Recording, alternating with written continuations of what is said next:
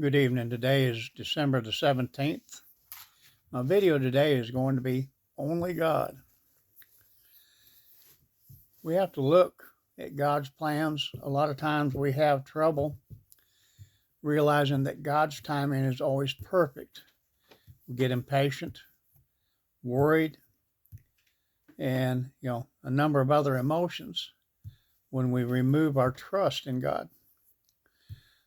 But a prime example of God's plans and how perfect they are, Jesus' birth, life, and death fulfilled over 300 prophecies. The odds of Jesus fulfilling only 8 of them is 1 in 1 trillion.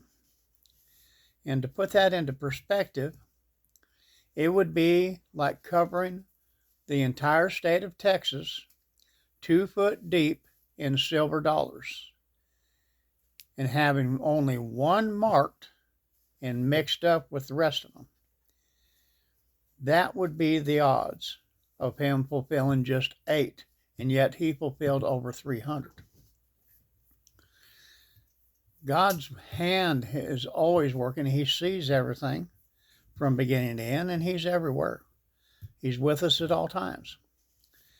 Leonard Ravenhill, which was born in 1907 and died in 1994, was a British Christian evangelist and author, and he challenged evangelicalism to compare itself and modern churches to the early Christian churches chronicled in the books of Acts. And we can all agree there's a far and wide chasm between most of the churches today and what the original churches were like. Although we're seeing a revival going on and spreading, we still have a long ways to go.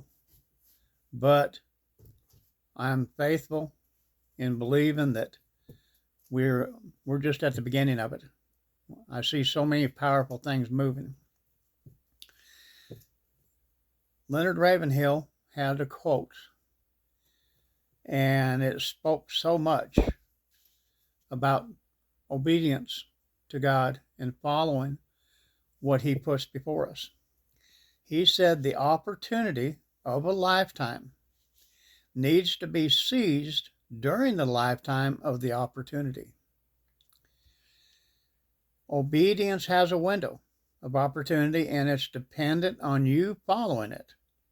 If you don't, God will use someone else to make his plans work.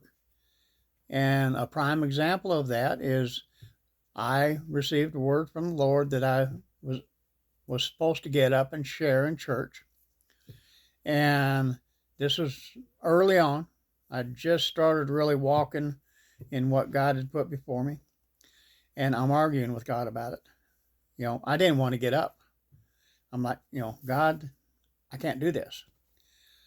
Well, it wasn't 5 minutes later, and a woman from the opposite side of the church got up and shared that exact word that God had given me. So we have to be cautious and work on being obedient to what God leads us in. And the last thing I want to throw in, which is I had never really thought about it. We hear the stories all the time about how when Jesus was crucified, the veil in the temple was rent from the top to the bottom, showing that there's no way man was going to do this. But at the same time, I always imagined a veil like a curtain like we would hang nowadays. Okay? When in reality, the veil that was in the temple that separated the Holy of Holies, where mankind couldn't go, only the high priest, and then only once a year. That veil was between 4 to 6 inches thick, hand woven with blue, crimson, purple, and white threads and embroidered with cherubims. Okay, so you got to think about this. You've got this huge curtain that took 300 priests to hang, 4 to 6 inches thick, of woven material or thread, and on top of that, it's 60 feet long and 30 feet tall. Only God.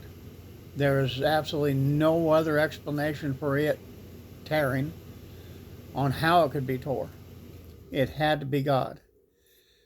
But it gave us the final showing that the sacrifice had been made by Jesus.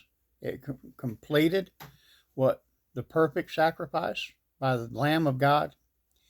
And it opened access to God for all of mankind.